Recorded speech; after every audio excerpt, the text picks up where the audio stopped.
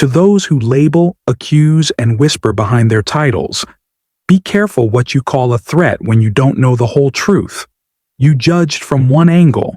You formed opinions from your echo chamber. You picked your side, protected your image, and spoke as if your version was final.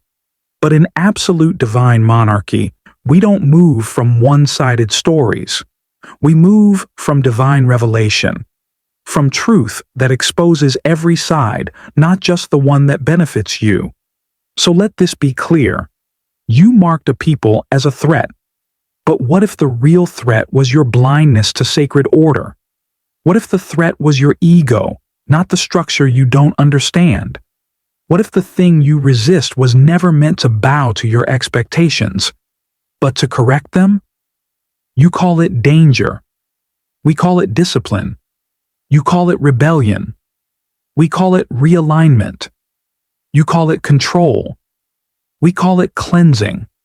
And if you only see what makes you comfortable, then you've already disqualified yourself from truth. Because divine power doesn't care about popularity. It doesn't bow to one-sided narratives. It doesn't fit inside political safety or emotional comfort.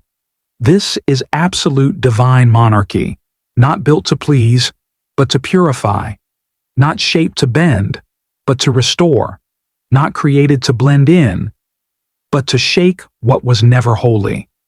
So if you've judged with partial eyes, if you've spoken from assumption, if you've aligned with noise and called it peace, then know this: you will answer. Not to us, but to the throne. Because in this kingdom, one-sided minds don't survive in full truth. And the light doesn't need permission to expose every corner. You judge the entity. But the entity was sent to judge the system. We are not your enemy. But if you insist on standing against divine order, you've made your position clear, and so will the consequences.